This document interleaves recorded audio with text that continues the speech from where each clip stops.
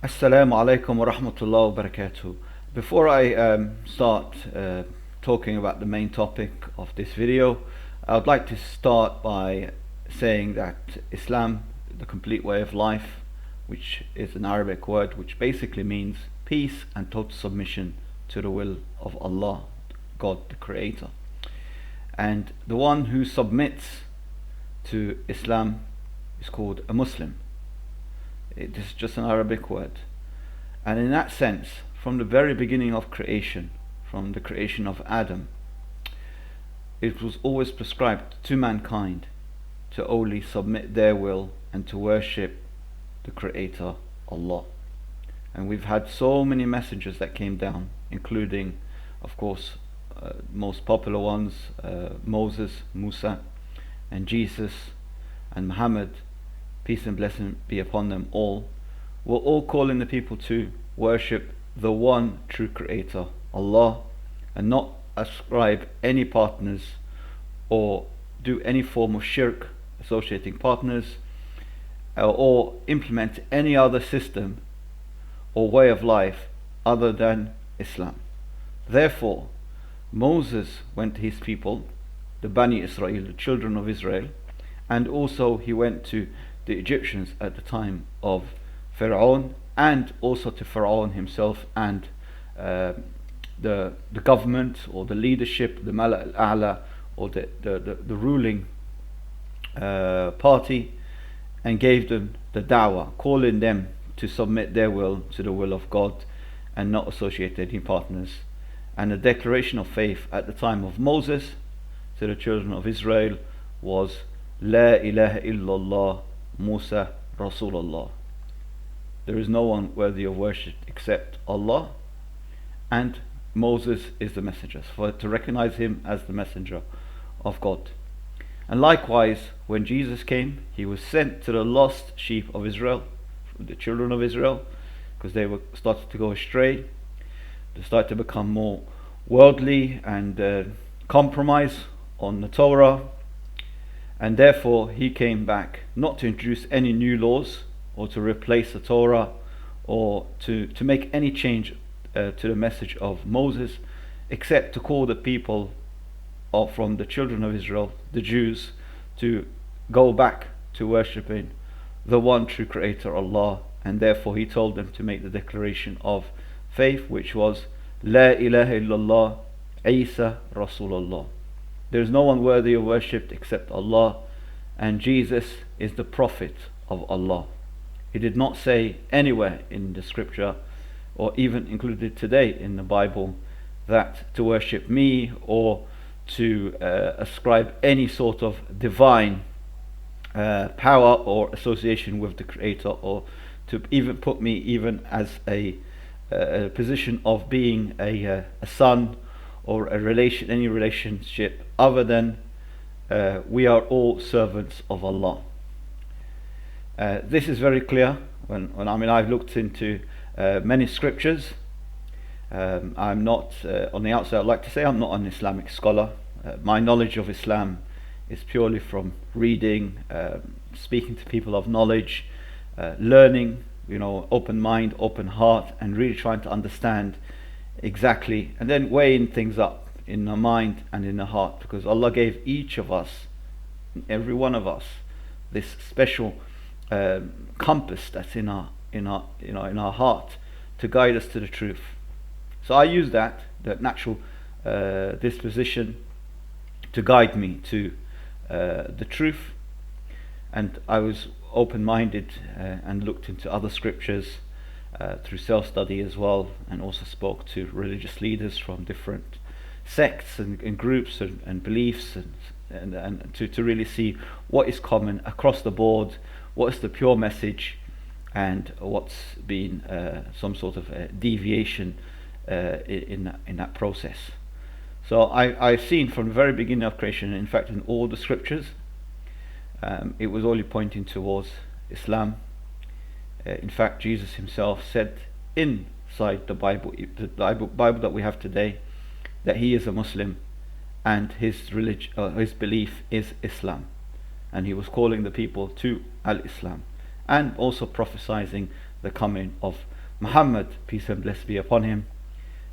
Inside the current Bible that we have today, it's all there in black and white for people that can see. Not everyone that has eyesight can actually read. So not everyone, because you have eyesight, that you can actually read. You have to be educated to read, and you have to have that nur, or the light that Allah gives you to have this understanding and to understand what you're reading. So therefore you will see people that will hold up arms and say no, it's not true and all that stuff, but the fact is because they do not have that open heart. They're not reading their book with an open heart, open mind, and also they don't have the eyesight to see and understand and realize what they're reading, and therefore they'll always try to find arguments around it, even if it's in black and white. It says clearly his name is Muhammad, his name is Ahmad, and he will come from this region which is known as Mecca today, and explain the whole story, prophesizing the whole story of the Prophet ﷺ. They will still not believe it, because Allah only guides those who seek guidance, not just guide anyone.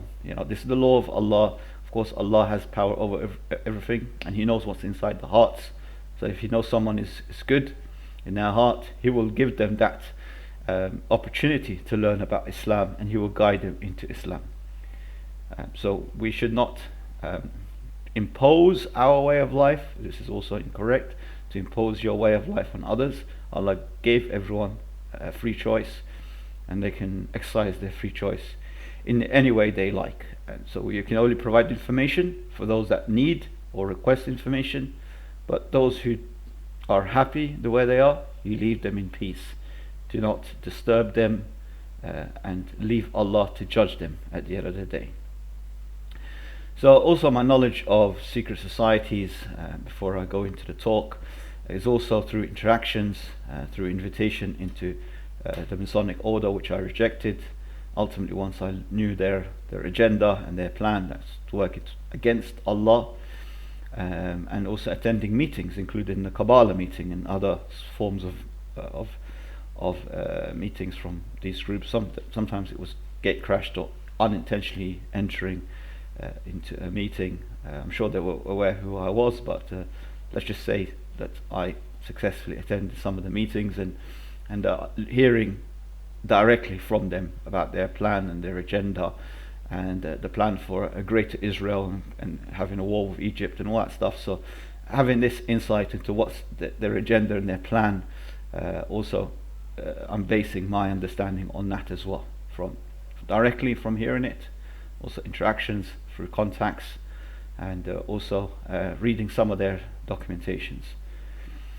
So that's just my level. It's not something that I've studied academically, or I've gone to university and someone's taught me things. It wasn't like that at all. It was just through self-study. So in this video, I want to continue the same theme that seems to be making its round on the internet, between brothers fighting brothers and arguing, and this brother's calling this brother a bootlicker, and this one saying, oh, you're a Khawarij, or you're a Maqlaji, and they're making all these strange terms. Now, so I want to continue that theme of, can Muslims rise up against a Muslim leader? But I want to talk more specifically on Egypt. Now, Egypt is a country that I'm from. I'm part Egyptian. Great parts of my ancestry are from Egypt. Also have European background and have other ethnic groups. So I have this mixed culture. So I would like to talk about Egypt, but when I'm giving an example of Egypt, it does not just say it's only Egypt that's doing this, or this is what's happening in Egypt. This could be applied across the board, across all the Muslim countries, or there is no Islamic country at the moment where their Islam is being implemented. Let's just make that clear.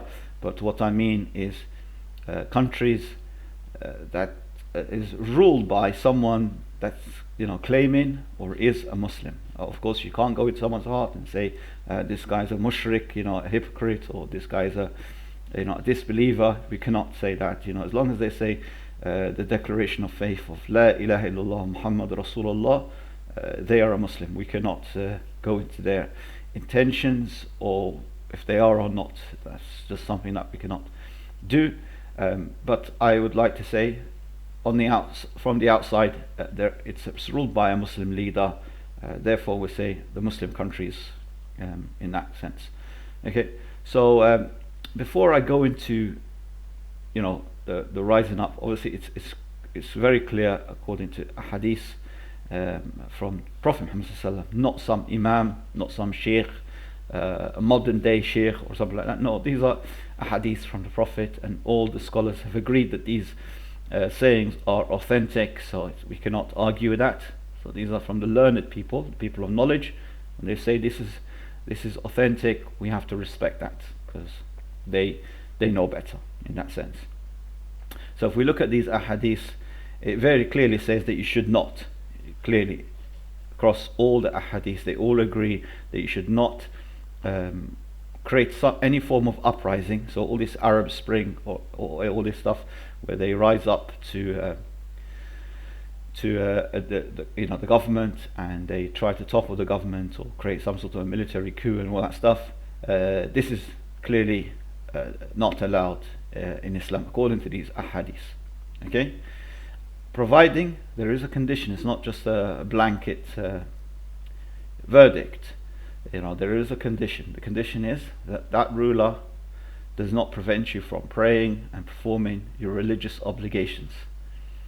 So in your individual religious obligations. So you're not saying about, okay, the government, they're doing something haram, or they're allowing haram to go on in the country, or they allow riba, or they allow selling of alcohol or whatever. That's not the point. This is not up to you. You're not the one that's opening the shop and selling the haram, and therefore you know what I mean. So it's your individual religious obligations. You're fasting, you're praying, zakat, going to pilgrimage to Mecca. As long as the government does not prevent you from doing these things, you're not allowed to do any form of uprising against them. Okay? We can look at the other aspect, the other direction now, from the government sense, from the government side. So when you are in power, when you are in any position of authority, how should you govern? How should you govern the country? Now, you should, according to the Quran, that we should always govern by what's prescribed from Allah, because Islam is a complete way of life. It is not just about the relation between the creation, us human beings, and our Creator Allah. It's not just about that. 96% of Islam is ta'amulat, dealings with others. How should you interact with other people? How do you do business? How do you implement an economic system, a just economic system, a just political system, equal rights, human rights, animal rights, environment rights? So all these things, so it has a solution to all the problems that were faced in the past and are in the present, and also for the future. So it's a timeless solution from the Creator, so we can have a peaceful and happy and successful life in this world, in this lifetime, as well as to become successful in ultimately for the afterlife as well. So the Jannah, which is the eternal life. Okay, so how do you succeed in this life, and how do you become successful and attain success in the afterlife? Is through the implementation of Islam in your life, as well as when you're in a position of authority, such as you are a father, you have a family, you're a married man. How do you become a good husband? How do you become a good wife? How do you teach your children? How do you treat your children? They're not owned by you. You don't own your wife. You don't own your children. These are trusts from the Creator. Allah trusted you with a wife, and He trusted you with children. He gave you children as a trust. So you should basically look after that trust, respect that trust, not abuse your position as the father of the household, or the person that's in a position of authority as a father towards your children. Okay, so do not oppress your wife, do not oppress your children, don't abuse your wife, don't abuse your children. Okay, I hope it's clear in that sense. Likewise, the leader of a country is like the father of the country. Okay, so he's like the father, and we're like his children. In a sense, He is in a position of authority, and we are a trust to him, and therefore he should also not oppress his children, his family, his people. If you could understand this, then you will understand everything else I will tell you later on. So some people obviously do not have this understanding so far. Okay, and it's easy for them to just say, "Oh, let's just protest, create an uprising, create a revolution, and all that stuff," which is not something part of Islam. This is something that's from the non-Muslims, or people that are not following Allah. The enemies of Allah are the ones who are propagating these, calling out for these things. So we shouldn't do that, but we should rather advise. So just like you're advising your father about certain matters of religion, such as if you're also advising your mother, so you don't assassinate your father, you don't be rude to your father, or call him with or speak to him in a disrespectful way. He's still your father, so therefore you have to speak to him gently, kindly, and also advise him in things, matters to do with religion as well. So likewise, we should also do the same. However, we're now talking that you are in a position of authority. You should always implement al-Islam completely, because ultimately what Allah has prescribed for us is a better system. It's the best system, better than any man-made solution out there. And unfortunately, those who claim to be representing Islam, they unfortunately, when they took power, or like the Muslim Brotherhood, they unfortunately were not implementing Islam. They were not calling for their implementation. It wasn't there. They were taking over and saying, okay, we're going to become better leaders, we're going to become righteous leaders, and we're going to start by putting the Islamic system in place, or implementing Sharia in that way. They weren't doing that. And I was privy to certain information that maybe the general public might not have. So because of that, I decided, well, they're completely fake. They're false in that sense, and they're really people that desired power, and once they did have the position of power, they unfortunately abused that power in the wrong way, and it wasn't anything to do with implementing Islam. It's partly not because also I'm not saying that those people were disbelievers, or they hate Islam, or they don't they think that man-made laws is better than what Allah said. I'm not saying that at all. It's because their lack of education. So for example, you might have a leader that is an engineer, electrical engineer, and he becomes the president of a country. What does he know about economics? What does he know about Islamic economics? What does he know anything about Islamic politics, the political system? What does he know about the social system? This is not his field. His field is electrical engineer. He's maybe a lecturer at university, and he becomes a president. So he doesn't know. So he would rely on the people that form his government, his shura council, the people that are under his power. Okay, so you have a minister of economics, you have the governor of the central bank, you have different individuals that also they have their own mini positions of authority in the government. So you're relying on them to give you the facts. Now, if one of them, or a big position, part of them, they're working for the wrong agenda. They are not implementing Islam, or they don't believe in Islam, and they're working for someone from the outside, and they're now telling you that we should be doing this and that. It's okay for us to borrow money from the IMF.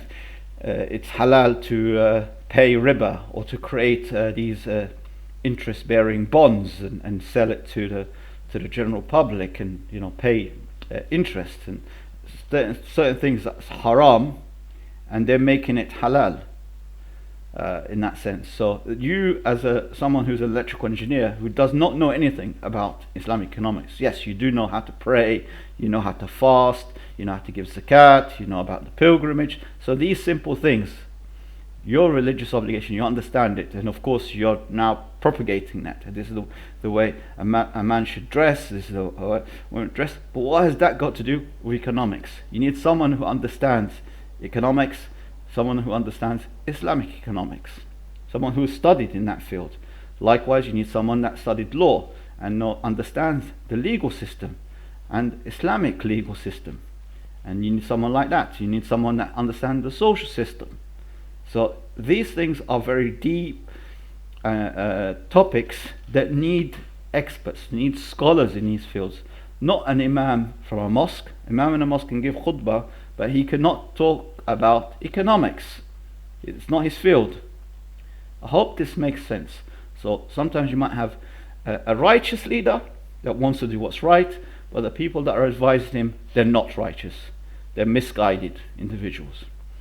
And likewise, in that situation, when people that have claimed that they are now calling for the implementation of Allah's way, the people in that government, the other advisors, were not sincere, and therefore it toppled down that government, whether it's through a military coup or not. We're not going to go into that.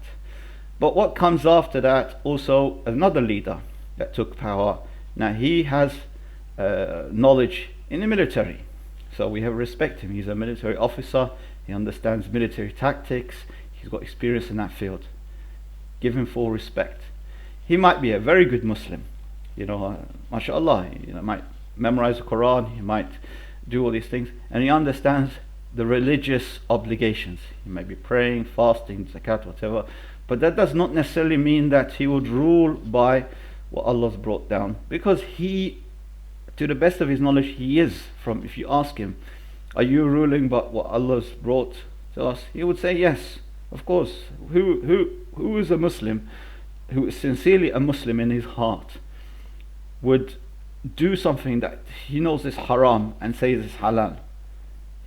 Of course he would say, I'm doing my best and whatever, but to his limited knowledge he's doing his best, to his limited, because he lacks other aspects, and now he's relying on the people that are in his government, or the people that he is now the leader of, to give him that advice. So when you have a minister that's giving him advice, the only solution to our problem, or this economic situation that we have right now, is because of the war in Ukraine, and it's something that's, it's the whole world is suffering from, and the only solution is for us to borrow money from the IMF and the World Bank and all these entities. The only solution is for us to increase tax. So you're getting advice from the Chancellor. The Chancellor has given you advice, and it might be bad advice. It might be advice that's against Islam. But you, as a leader, you lack that knowledge in that aspect. And by the way, as a leader, it's not necessarily important for you to understand economics. It's not necessarily important for you to understand politics. It's not necessary for you to understand all the nitty-gritties of the Sharia to become a leader. You don't have to have memorized the whole Quran to become a leader. That's not the condition. These are not conditions to become the Khalifa or a leader of a country. That's not the condition. But the people underneath you, you should identify the best people for the job, rather than just giving the job to someone just because they've got a degree or a PhD in a field, or someone has worked for an American bank and you appoint him. Okay, you've got a lot of experience, you've got wealth of many years of experience working in the financial sector, therefore you'll be good enough for the position. Or someone from your family or friends and give him the position. So it shouldn't be like that. You should find the person for that particular field that has knowledge of the Quran, the Hadith, the current economic system that exists today, the financial system that exists today, as well as the financial system according to the Prophet Muhammad ﷺ and according to Allah, of course.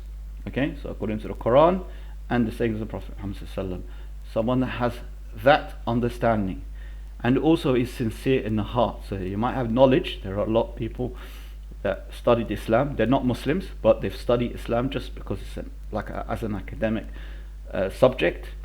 Many priests, many Catholic priests study Islam, by the way, but doesn't mean they become Muslims. Not all of them become. Some of them do eventually get guided into Islam, but it's not necessarily the case. They study it just to understand exactly what's being taught and what the subject is about and what the religion is about and so on, and as a comparative way, just like Muslim might study the Bible and other stuff like that. So just as a comparative studies of other religions or world religions. So in that sense, you might have someone that will study Islam, study economics, study all these things, but he is not someone that's sincere in his heart. He's not thinking about providing a service or serving people. He's thinking, well, this particular subject, if someone knows about Islamic economics or Islamic finance, there's Islamic banks, or banks now generally pay slightly a little bit more than someone that just understands normal economic system. So if you know a little bit of the Sharia, you know a little bit of Islam, and you now become part of that council, the Sharia council, and you're giving advice or giving fatwa to the banks now to create these Islamic products or Islamic asset classes and sukuk and whatever, you earn more financially. So that's why they go into the field. They go in there with the incentive of a financial gain, not because they want to provide a service or they are sincere in that field. Likewise, when I asked a group of students that were studying medicine, some of them did say, they were passionate about the topic. That's why they're studying medicine, because a family member one of their family members had a medical condition, or someone had died in their family because they had cancer or something like that, and that's what driven them to eventually to look into studying medicine. So they felt, okay, I need to become a doctor, so I want to service or serve others through my occupation. And some of them gave me a different answer. They said, well, being a medical doctor has a lot of respect from in society. All the families, they prefer to marry their daughters to, say, a doctor. It's kind of like a high status position. Some of them said because they earn more money, they earn good income, so that's what driven them to go into it. So not everyone has the same reason to go into a field, or some people, they study Islam so they can find all the mistakes so they can attack Islam, and most of the time, 9 out of 10 times, they end up converting to Islam because they can't find anything anything negative to point to Islam in that sense. So 9 out of 10 would convert. Likewise, people go into different fields for different reasons. Everyone aspires to become a leader because they earn a high salary. There's a lot of perks and privileges and so on. Very, very rarely you would see someone that says, okay, I want to get into civil service because I want to serve. You're a civil servant, that means you're serving. But they don't think it in that way. They think, okay, I want to be in that position, I want to get into a party, I want to get elected for this reason. So because I want to hold that position and get that income and get all these perks and respect and high status and all that stuff. So they have this riya, which is a form of shirk. I've seen people in the media, the same thing. When they weren't so popular before they appeared on mainstream media, they were very humble and they were very nice and sweet talking. Once they reach that position, when now they're appearing as a celebrity, they lost that. They become arrogant. So people are different. You have to understand this as well. So you can't just say, blanket everyone and say, okay, this person's bad, and you take them out of power and put someone else. Whenever these things happen, it's always worse than prior to doing this revolution. So when this revolution occurred in Egypt and so on, I'm not saying that Hosni Mubarak wasn't corrupt, but he did not have all the information, all the facts.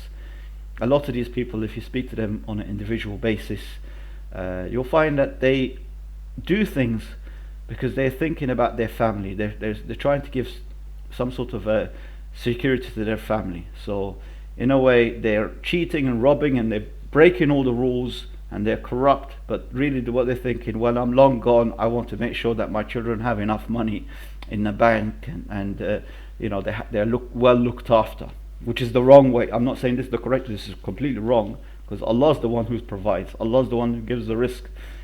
So by you trying to break the rules, or trying to steal and rob and cheat and lie and do all these things and abuse your position of power to provide for your family, while it might sound like a noble cause that you're trying to look after your family, as a father you're trying to look after your family, you're trying to give provisions, but you're providing them with haram income, because this is money that you've stolen from the people. So this is very clear. Unfortunately, if you speak to them on an individual basis, you'll discover that they are just human beings. They're thinking in the wrong way, they behave in the wrong way, but they don't know any better. They don't know any better. They're not educated to the level where they know what is halal and haram. I've met people that they've now passed away, but they were telling me about the time when Egypt was under occupation of the British, for example.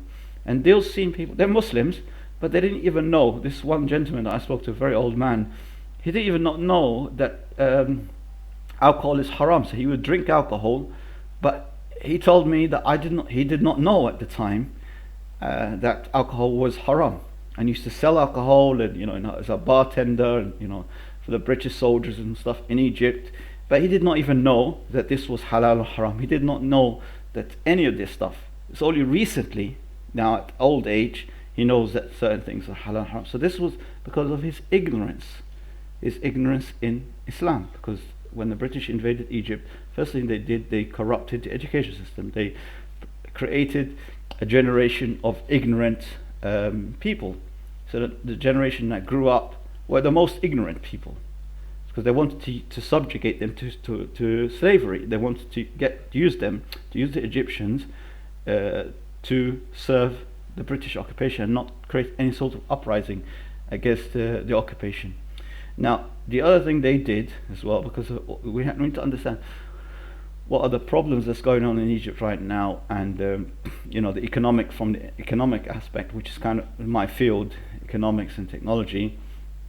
We need to really go back into history from the very beginning, and I'm not going to go all the way back to the time of the Prophet Muhammad. Of course, it's the best system, and the first 100 years, 120 years after Prophet Muhammad, especially from the rightly guided Khulafa, Abu Bakr as-Siddiq, Umar al-Khattab, Osman bin Affan, Ali ibn Abi Talib, and after that things deviated a bit. They deviated away from the Sharia of Allah, the Muawiyah leaders, and fortunately after that there came a reviver, someone that was reviving back to the methodology of the Prophet, his name was Umar ibn Abdul Aziz, and that was a time when there was a huge amount of poverty. There was corruption. The government was corrupt, the previous government. When he took over, within 2 years he eradicated poverty. He created equal wealth distribution. He distributed land so it could be used to provide jobs, and people can provide for themselves. So he created a big, massive expansion. Within 2 years he brought back the Sharia of Allah, and eradicated, like I said, poverty. And not only that, he was also sending money to the poor in Europe. So they will distribute from the treasury. Part of the rule in Islam is that money collected, the 2.5%, that's the only tax that exists, 2.5% of the zakat goes to the poor and needy and the traveller. And there's a lot of conditions to distributing the zakat, but they couldn't find anyone that was poor, from all the way from India all the way to Spain and throughout North Africa, obviously the Middle East. So there was absolutely nobody that needed any sort of form of financial aid. So they would distribute that money to the poor in France and across Europe. And of course that angered the monarchy that was ruling over the British monarchy and the French and so on. They were angered by this, because it was their people, or the citizens of France, the French, they were starting to get attracted to Islam. But the Khalifa Umar ibn Aziz wasn't doing this to like buy them or to influence them. He was doing it because they are human beings, and in Islam it teaches us we should look after all human beings. We're all originated from Adam. We all originated from the same father. We're all one family. We're all related. So we should take care of each other, irrespective of the difference of our race, skin color. We shouldn't discriminate in that. We shouldn't discriminate on even the ideology. So this is something that Allah's given you free will to choose. This is the way, this is the correct way, this is the wrong way. You choose. You have that freedom to choose. You can go wrong way or you could go the right way. So you decide which route do you take. I've already told you, you want to reach a destination. Let's just say you're driving from London to Edinburgh, for example. I already traveled that distance. I've already driven that journey, and this is the first time you're driving, and I'm telling you the directions. I've given you a map, and I told you this is the way you drive. Go straight, go turn left, take the second right. I'm giving you directions. I've been through the journey, so I'm giving you. But you decide, no, I'm not going to listen to your advice. I'm going to take things to the complete opposite. So don't blame anyone except yourself. If you don't reach your destination, you end up somewhere 100 miles away from your destination that you intentionally wanted to reach. Yeah. So you should listen to the people that have gone before you. People of knowledge, people that have traveled, made similar mistakes as you, and now they're warning you. They're telling you, by the way, I've gone down that road before, and it's like a road to nowhere. Yeah. So this is the wrong road. So now I've taken this other road, and this is the road that led me to success. So you should learn from the successful people. Learn from people that have gone before, that might have made similar mistakes, and they're advising you not to make the same mistakes as them. They're giving you that guidance. And ultimately you should listen to the Creator, the one who created us. He knows better about us than we know about ourselves. It only makes common sense. If I've manufactured, if I invented something, if I invented, like, say, a phone or something, and I told you that phone is not waterproof, or something, or this is the way you use it, and this is, don't install certain software on it, and I'm giving you all this advice, but you decide that you're going to go swimming with that watch or that phone with you, and it gets damaged. Who are you going to blame? Don't blame the inventor. Don't blame the creator of that. I blame yourself, because you've gone against the rules. So only blame yourself in that sense. So I just wanted to keep this video short, but yeah, there is a bit to cover.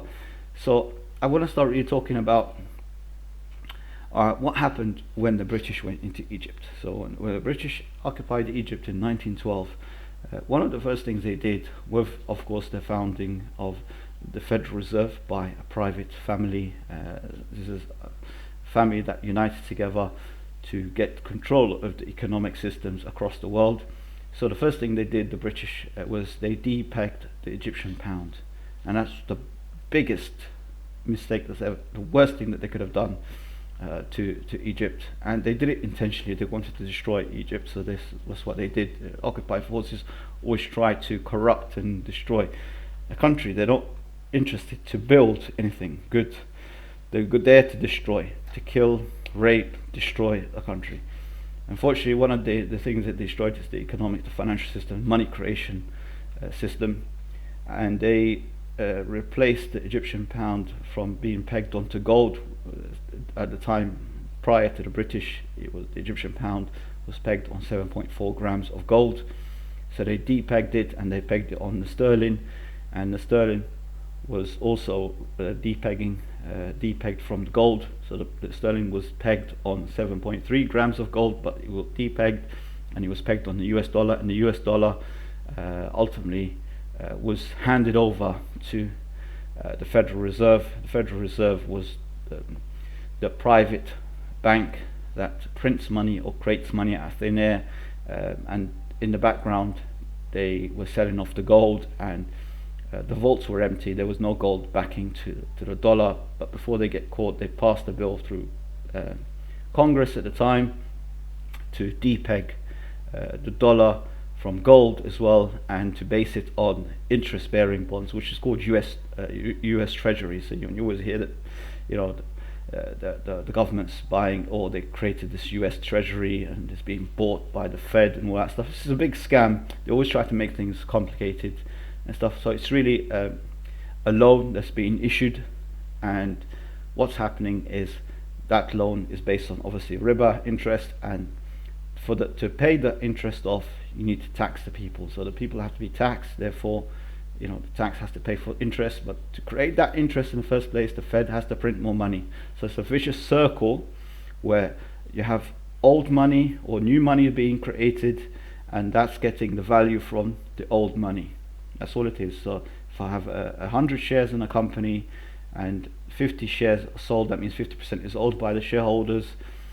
And then I decided to, well, instead of 100 shares, I'm going to make 1,000 shares. So I created new shares in the economy, and therefore that percentage that was sold to, like 50% of the company was sold, it's actually now 5% of the company. So I'm constantly devaluing the people that are earning. So the people that you're working, you're earning money, but I'm constantly robbing you in a different way, whereby I'm devaluing your income. So therefore, if you leave your money and you go and buy your groceries and stuff, it's always getting more and more expensive. This is what's called inflation. You've heard of inflation. It's things are getting more expensive. It's not because of a war. Of course, there's supply and demand, but that doesn't have that kind of impact. But the major thing that's causing inflation is the money creation process.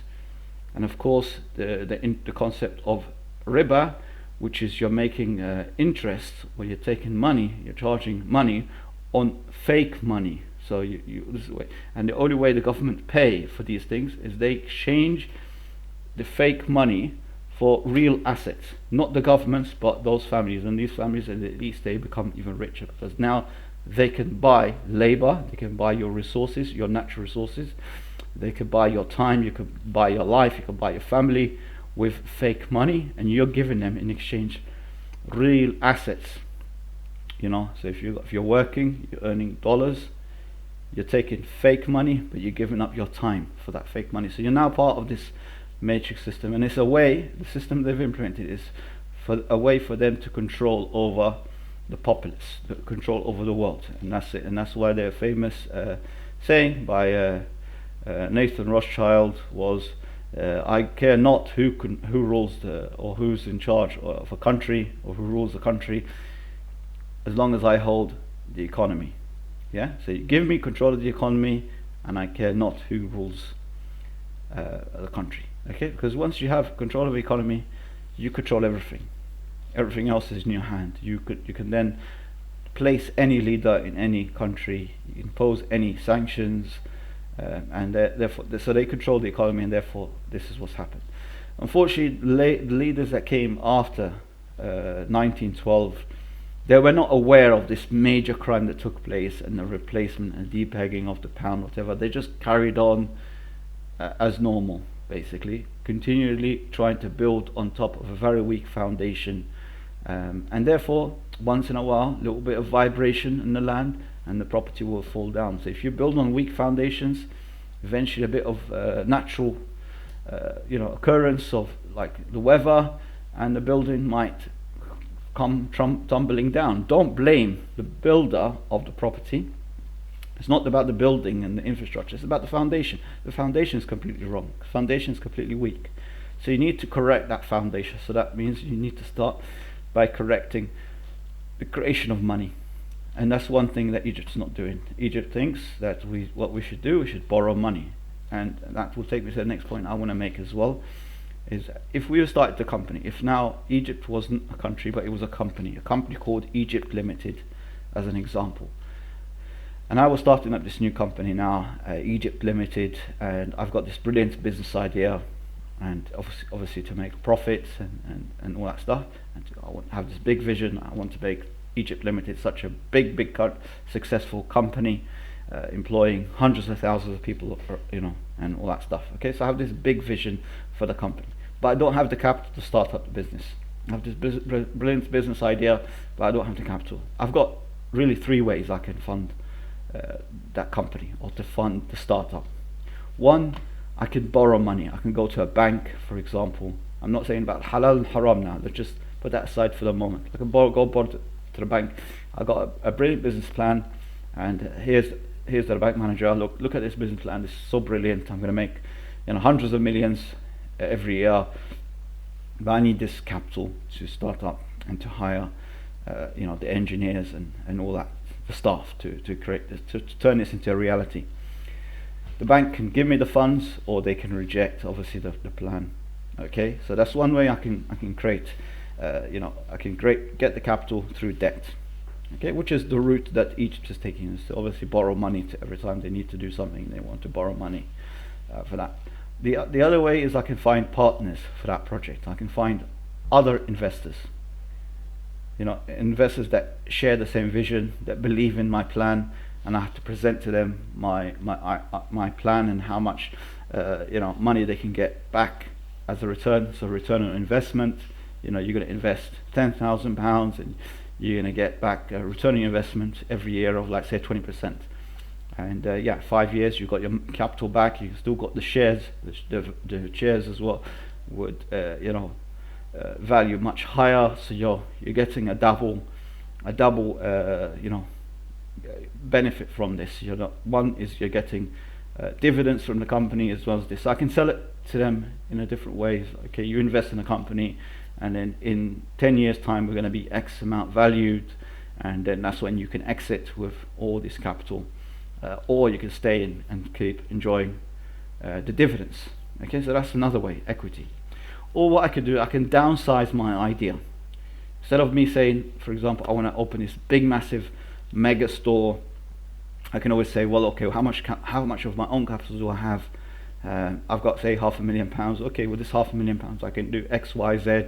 So I would reduce the business concept or the business idea to as minimum as possible, which is what I can start up right now with my own capital, and the rest of it I can keep funding that big business idea, big massive enterprise, through reinvesting the profits back into the business, so I can grow organically. So that's the third way.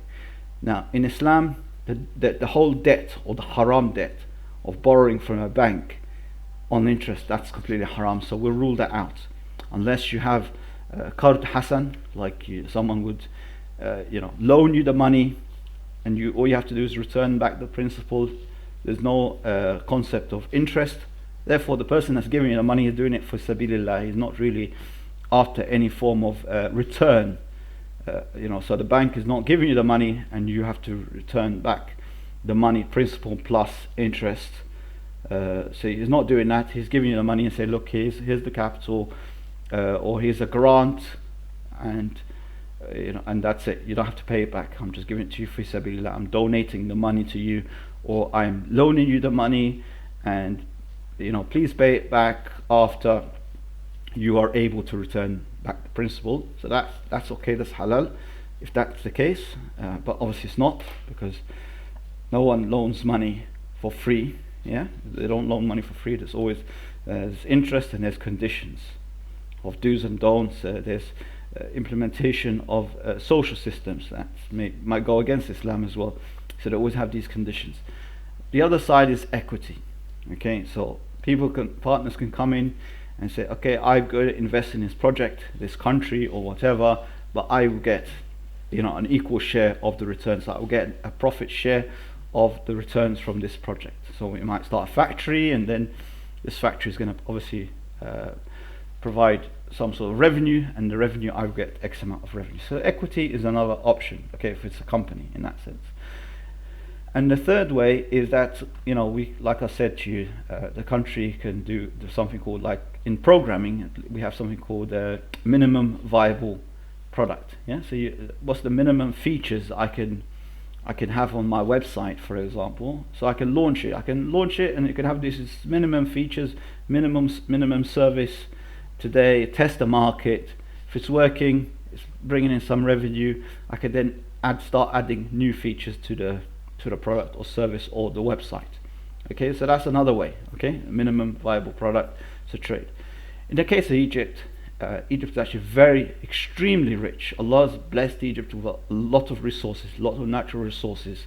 In fact, a few years ago, I went to the Ministry of Investments in Egypt, and I was looking at all these areas that they have. They got mountains of gold. They got untapped reserves of natural resources in Egypt, from lots of minerals, also gas and natural other stuff. So they got this massive map, and they've divided it into sections where companies can then bid for the license, for example, on these things. When I spoke to when I went into the ministry to look at these projects and I wanted to make an investment in that, now because I was speaking in Arabic, they automatically assume that I am an Egyptian. I'm not a foreigner. Of course I'm British and all that stuff, like I said, but I've got some origin from Egypt, so I can speak the Egyptian dialect and stuff. So they assumed I was Egyptian. They said to me, no, these projects are for foreign investors only. And that completely threw me back. I said, okay, I'm a foreign investor, but let's just understand this. Why are these projects or these licenses only exclusively just for foreigners? I don't understand. It doesn't make sense. Clearly you have a license or you have a piece of land that's available for sale or lease, and I am someone that's interested in investing, creating jobs, starting up a business, and making this investment in the country. Why is it that my passport's important in that sense? Why do I have to be a foreigner? I would think they would have put a condition to say, oh, these lands are only for Egyptians, for example. That would make more sense to me if they said that these projects are only open for nationals of the country. Yeah, just like in certain countries you can't buy a property unless you're